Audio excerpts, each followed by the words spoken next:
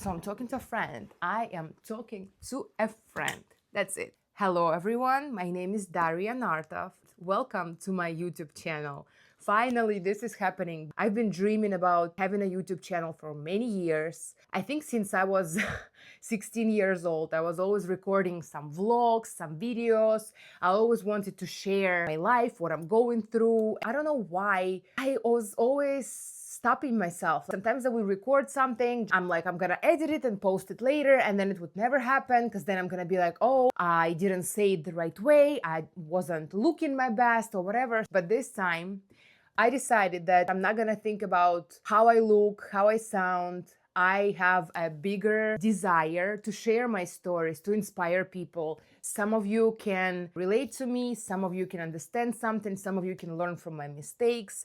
So today I decided I'm just gonna dive right in, and finally now it's time to start. I picked a very interesting theme for today's video. We're gonna talk about happiness. The reason why I decided this topic is perfect for my first video is because I really want to share one story, something that made me super unhappy, something that completely changed my life. I'm glad that it did, because some people are still living unhappy, living on autopilot, and they feel like it's okay. I'm glad that life, universe, whatever it is, decided to bring certain events to my life that opened up my eyes and made me realize, like, damn, like, no, your life is not what it's supposed to be like. You are not happy. You are meant for more. The fact that you think that everyone else lives like that and it's okay for them, it's not okay. You have to understand that normal is not normal. Normal American person is overweight, divorced, unhappy with anxiety and things like that. So that's why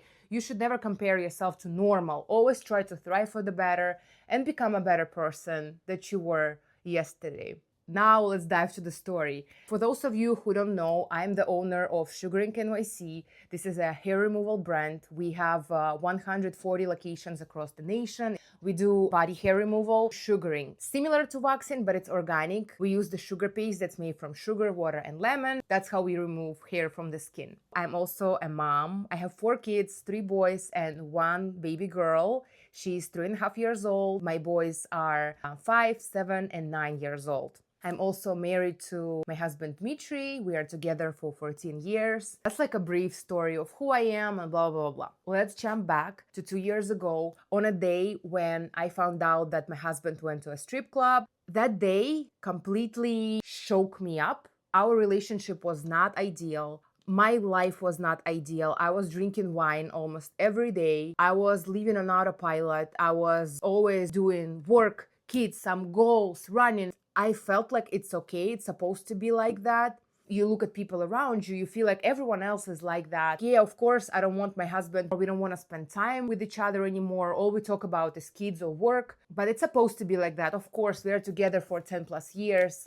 Everyone have the same issue. Same thing with work. The business was bringing the money, but the more money we were getting, the more money we would put back into the business. We didn't really enjoy the money that we were making. We didn't really enjoy the marriage that we were having. With the kids, the same thing. I had this dream of having a girl. First baby was a boy. Then we tried again, it's a boy. Then we tried again, it's a boy. After 3 boys, we decided to get the gender selection IVF because we knew that it's our last pregnancy. I had C-sections with all my 3 boys. So I knew that this would be my last pregnancy. We couldn't play any games. We decided to do the IVF gender selection. Right now, looking back, I'm realizing how I was not fully enjoying motherhood with each of my kids, because, you know, as soon as the kid was born, it's like breastfeeding, move on to the next. Breastfeeding, move on to the next. Now that it's done, I have 4 beautiful children, everything worked out. But at that particular moment, I basically found myself being completely unhappy with my work, with my kids, with me personally. I was maybe 20 pounds more than I am right now. Like I said, I was drinking wine every day. And the thing about wine is that the more you drink it, it makes everything look okay. You drink a glass of wine and that's it. Your problems don't feel so horrible anymore. You feel like, oh, it's okay, blah, blah, blah. It lifts up your mood, gives you some dopamine, and you're like, okay, everything is fine. I can keep going with my life. When my husband went to the strip club and I found out about it, it completely broke my heart just because it made me realize how truly unhappy I was, how I became that person that's always chasing more money, more kids, more things, and completely doesn't know how to live, how to enjoy the life, and completely disregarding my body, my thoughts, like everything was just like on autopilot. And I want to share this story because I want people to realize that achieving the goals is not going to make you happy. We all think that once we achieve a dream, a goal, whatever, once I'll be making this much money, I'll be happy. Once I'll get the relationship, I'll be happy. This is a trap. There's so many people that are extremely wealthy and they are extremely unhappy. You have to learn to enjoy the process, to be happy while achieving your dreams, to teach yourself to enjoy the process of whatever you're doing. That's the goal, because thinking that something will make you happy is a trap, because as soon as you achieve a goal, you move on to the next, you move on to the next. While chasing your next dream, if you slow down and try to answer some questions about how you truly feel right now, a lot of the people gonna say that they're not happy. It's okay to sacrifice something for the long-term result, but life is so short. We never know when it's gonna end. So you have to really enjoy every day. And when I say this, I don't mean that you have to just lay down on the pool, do nothing, blah, blah, blah, blah. No, it's about learning to slow down, to notice things, to notice how you feel, to always find time to look after your body, eating healthier, doing some exercises, and just be a better person. Because I feel like after becoming a mom, after becoming a wife and a business owner, it became so hard to listen to myself. I really stopped asking myself, what do I want? How do I want to spend my evening or my weekend? Or is this good for me? It was always like, what's better for my work? What's better for my kids? What's better for my husband? When you give so much of yourself by like doing everything, manage everything, you don't realize how you personally become less happy with yourself, with your life. And then you kind of hope that your partner would appreciate everything that you're doing for the family. I would assemble the furniture at the house, run the business, do the kids, blah, blah, blah, blah, blah. And then when my husband would come back from work, he would expect me to be happy, relaxed, spend time with him and appreciate him doing the work. But I was so burnt out by doing the things that I was doing that spending time with him was the last thing on my plate. I didn't want to spend time with him. I was tired. And I wanted him to just come to me and say, baby, I see you're so tired. How about I'll help you with this? I'll help you with that. But just learn to understand that no one can read your mind if you don't communicate, if you don't admit it to yourself, and if you don't ask your partner to help you to do something.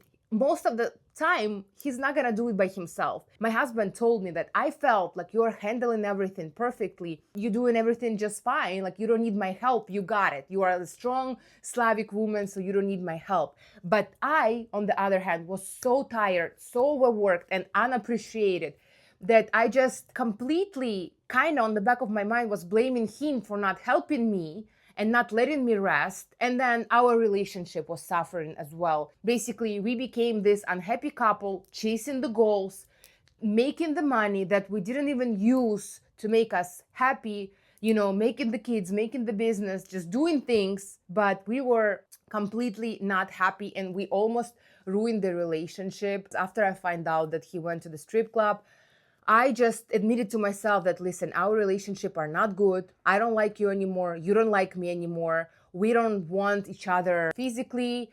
We don't have anything to talk about. We spend so much time together and it's just not fun anymore. At that point, I really thought that that's it. Nothing can be changed. And only after that happened, we had this honest conversation with each other where me and him, we sat down and we talked for hours. I was not afraid to lose him at that point. So I was able to speak up and tell a lot of the things that I normally didn't share with him, that of course would just upset him and we would have a huge fight and he would be like, you overreact and blah, blah, blah, blah.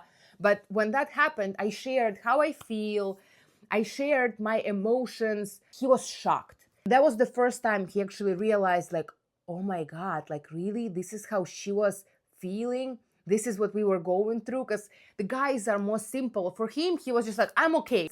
But that made him decide to go to a strip club with his buddies, and he thought that it's okay, just, the guys are having fun, everyone is doing that. But no, it was actually also a sign that our relationship almost broke.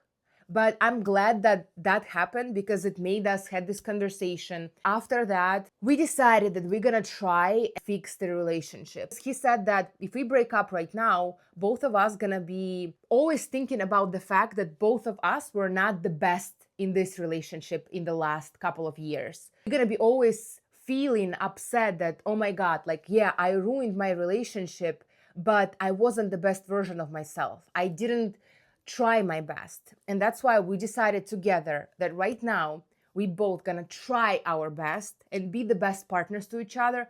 And if in, let's say, 6 months, whatever, it's not gonna work out, then we'll see how it goes. Honestly, just the fact that we decided to try our best is a big move, because a lot of the times people feel like, I just chose the wrong partner. I need the next partner. With this one, it's already done. It's not going to work out.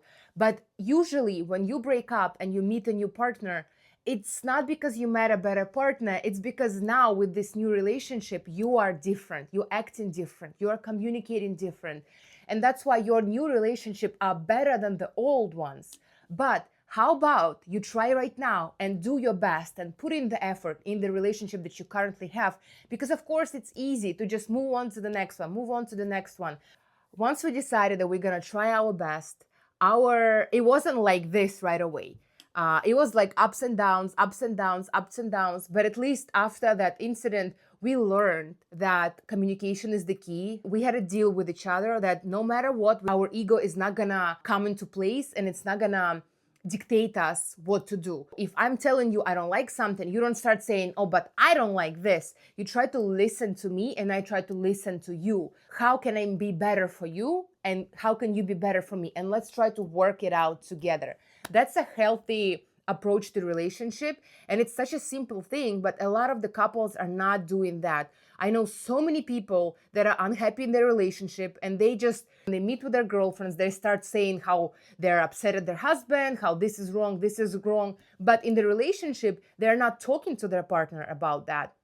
And sometimes the problem is because the partner starts being defensive and the ego comes into place, and are like, oh, but I don't want to talk about it, whatever. But let's try to agree that if something is wrong in your relationship, you're going to try to make your partner listen to you, and you please listen to your partner. Because as funny as it may sound, when you change, everything starts changing. Don't expect your partner to become this amazing, perfect Prince Charming while you are still acting like a bitch. Start being a perfect partner yourself. Someone who is treating their partner with respect, with love, with support.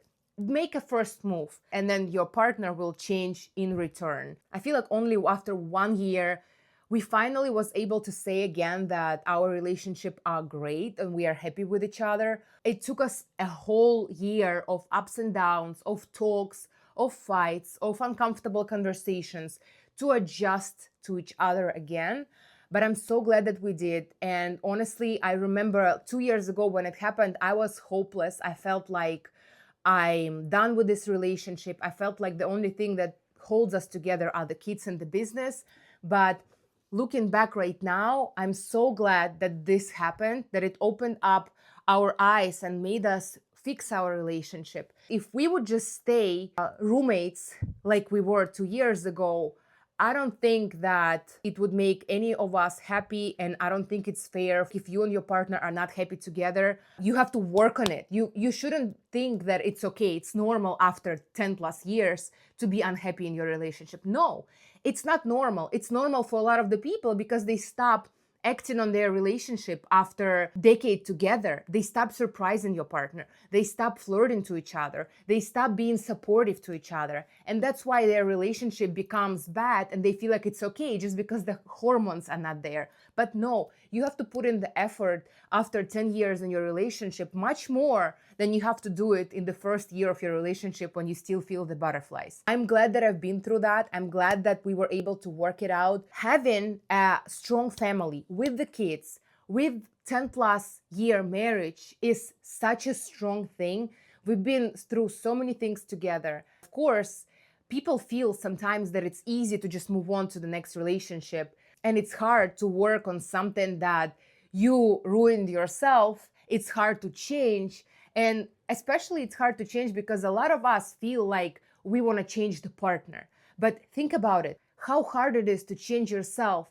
Why do you think that changing your partner is going to be easy? No, but you are the creator of your life. You are in control of your own decisions and of your own mindset. So try to become a better person, a better partner yourself, and you'll see how your partner will just adjust to you. Instead of blaming your partner, instead of waiting for him to change, start from yourself. And like I said earlier, try to enjoy the process. Don't wait for the end result. No matter what it is, your money, your relationship, your fitness goals, learn to enjoy the process. Achieving the result is not the goal. It will not make you happy. Learn to listen to your body. Learn to listen to your inner voice, to your intuition. Be honest with yourself. Don't try to shut your voice down with a glass of wine, weed, or whatever it is, distraction you might have in your life. Sit down, look at your life. Are you happy? Are you going in the right direction? Because think about it. Imagine like you are watching a movie and you are the main character. What are the people clearly seeing that you need to be doing that you are not doing? You probably know everything that you have to be doing, but you are not doing it just because you feel like, oh, it's not time yet. Start doing the things that you know you should be doing. Don't procrastinate. And trust me, if you do small baby steps, long run, it's all gonna pay off. For the cruise ship to start turning, it just needs to do slight adjustment and it's gonna start turning slowly, slowly, slowly, slowly. And eventually it makes a 90-degree turn. Same with your life. Don't expect to fix your relationship or your income like this. It doesn't work like this. It's the baby steps, but done daily. So thank you so much for watching. And I hope now you can clearly see that no matter how happy your life can look on the outside, you can have 4 kids, successful business, a husband, but if you're not happy on the inside, your life is bad. A good thing is that as long as you're alive, you can keep changing your life and making it better and better every day.